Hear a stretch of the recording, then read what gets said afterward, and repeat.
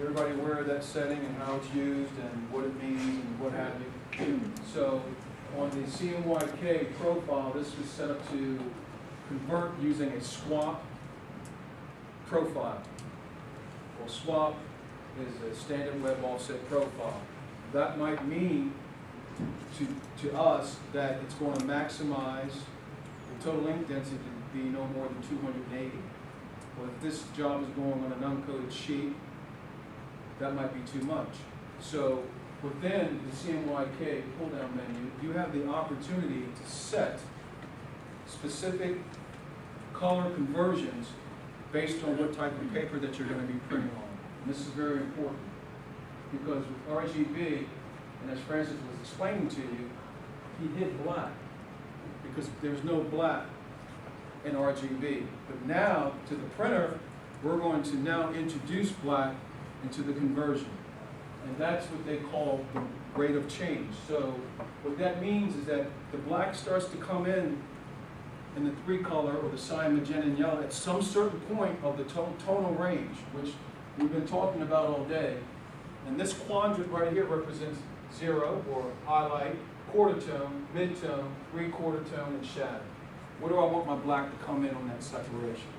And it's very important to know that as printers, we use what they call undercolor or GCR. And what that does, it limits the 3-color in the darkest area and adds black. The reason we do that is because we don't want to exceed a certain density. Again, here we go, density in the darkest area based on what type of paper substrate that we're using. And also the type of inks. So the web offset is using web offset inks. They behave a certain way when they interact with paper. So you're compensating, and also he talked about swap. It's a standard. So it's very typical that if we got a contract from, say, a government printing office, they might say, well, you have to adhere to swap standards. Basically, they're saying, at your darkest point, we do not want to see density above a certain, it could be 300. So we're telling this system to say, take this image, which is RGB. It has no black, but I'm going to print with black and cyan and magenta and yellow. Separate it out. And when you're done, give me these 3 colors, 3 inks, and then also create a black plate. Well, where's that coming from? There's no black in RGB. But when you look at your monitor, you have certain dark areas that look very black and very white and all that. So where's the black going to come from? Well, we set the engine to generate the black. And these are the instructions that tell Photoshop to generate the black. Now, many times you may be in a position where you just go in and say, oh, CMYK, and it does it. Some who know exactly what to do and maybe even tweak these. If you don't know it, that's fine. Just know that your printer knows, and we'll set it. Sometimes you might know, but you don't know what we like.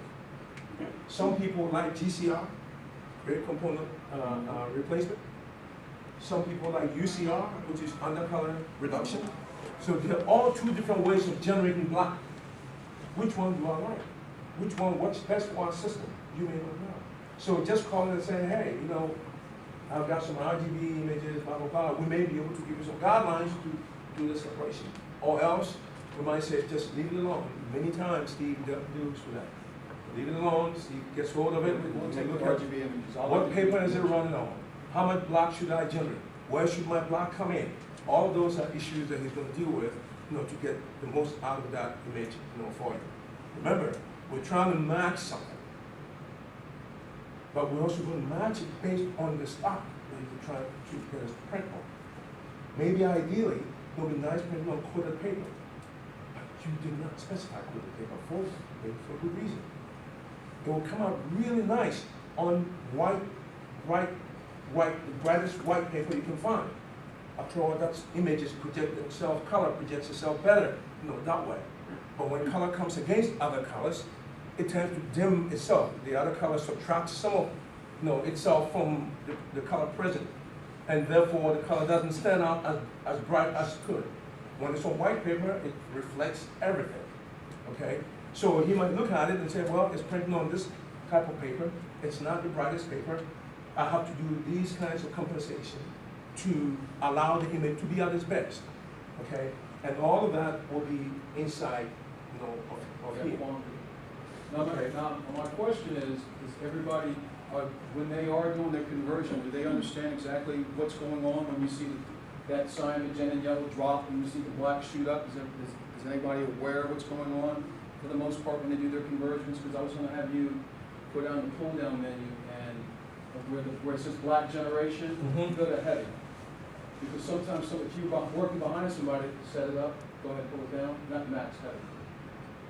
You see where the three color has dropped dramatically down? Let's say you got a job, and that here is what they call a heavy amount of GCR. And what that has a tendency to do, it's taking out the three color and it's increasing it with black. But let's say you have a red, it's gonna dirty that red up because it's gonna take away the color of cyan, magenta and yellow.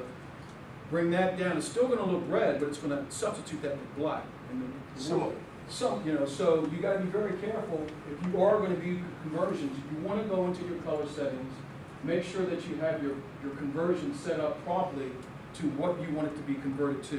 An uncoated sheet, where it says total ink limit, you might want that to be 250, 260, in that range. You're telling the machine that when you take this RGB image, in the darkest area, it's not gonna exceed a total ink density of 260.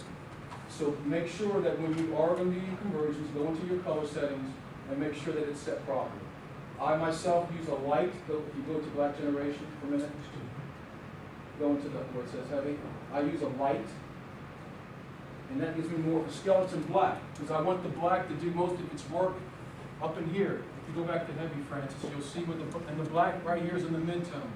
If you go to heavy, the black shooting up in the highlight. I don't want black in my highlight. So it's very important to know how you want to set your file up when you do your conversion.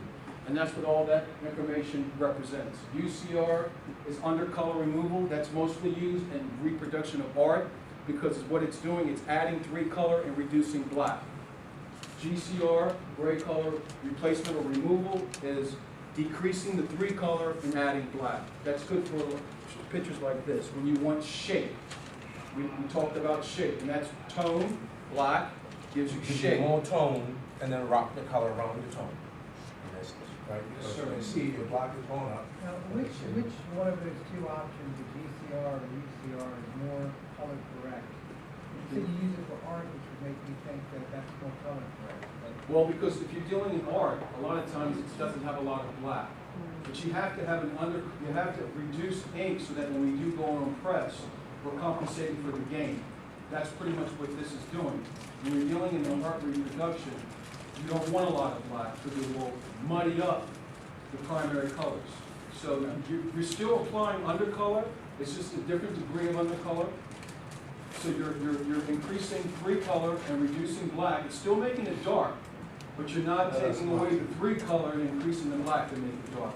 Because if you don't know exactly where you want your black separation to go into, it will have a scenario of making primary or saturated colors look dirty. Is there anything you would be able to show that would actually have your image, and then each of them treated with those two different? Bring that roll up. Let's see. You have, Yeah. Now, I don't know if you're going to see, really well on the screen, but we'll show you the different degrees. And what you're going to notice is you're going to notice the three color. You're going to notice the three color as we increase the black generation or the GCR, we'll get ghost. It almost look transparent, but the black printer is going to look full. And then we'll do one with light, do one light and heavy, and then we can show the comparison. And you're going to see the difference of the three color, how it's minimizing the ink in both scenarios and increasing the black or increasing the black less, and allowing you to maximize your image with that conversion without exceeding a certain dot or ink density. Does that make sense? If not, somebody stop me. I'm on a tangent right Well, now. I've never messed with any of this. But Oh, okay, that's cool. Except for the VCR and the printer saying to just set it up a certain way to 300%, but I've never quite understood that there were different ways, different choices in this. And is this something you would do on a per image basis, or would you do this after you have a PDF file? No, you want to treat do it to the whole? before. Oh, you do? I want to do it before the PDF, because PDF to us means please don't fix. You're going to see a file that's going So you want to do it in the infancy stage.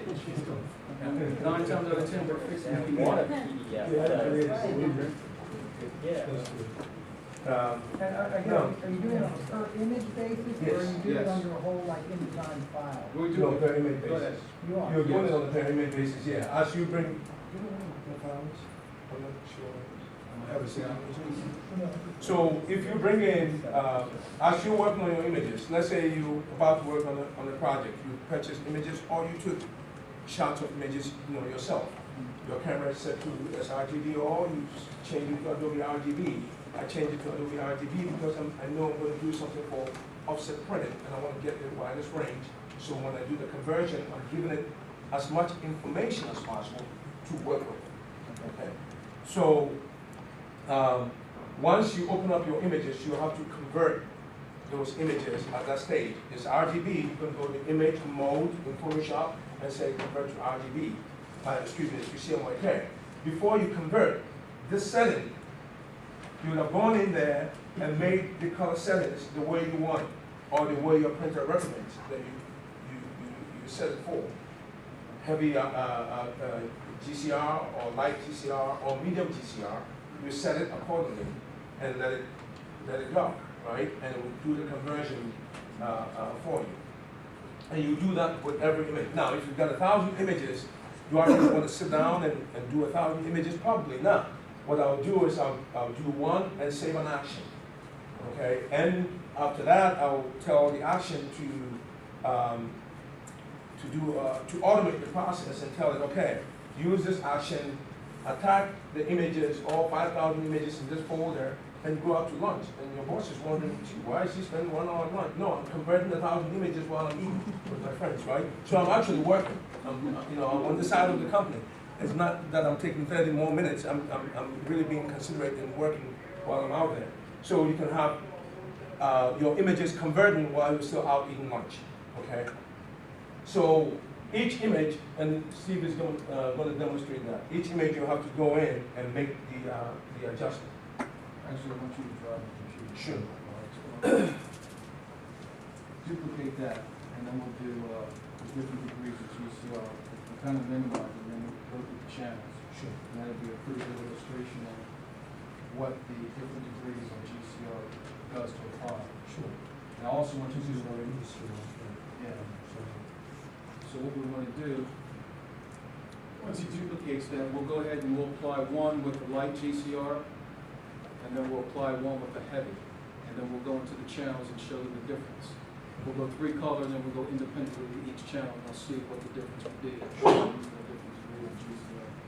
So this one here, So let's go to the original, for instance. and actually we're going to have to go to RGB and convert Sure. that. So the image will have to be in RGB to convert to CMYK.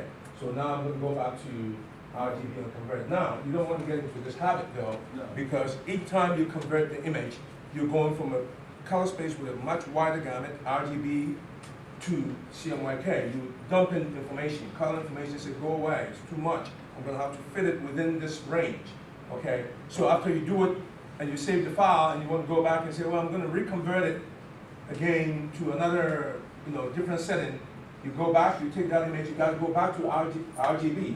Well, you already dumped so much information when you went to CMYK. Yes, it can take you back to RGB, but it's taking the, smidgen of information that's left going back to the RGB. You're not gaining anything, right? You're going to be able to re-separate the file, but by going from RGB to CMYK and back, you're throwing away information and trying to recapture, and it's not going to work, really well for you. So always, to combat that, always keep an original. Your original RGB file is in your pocket.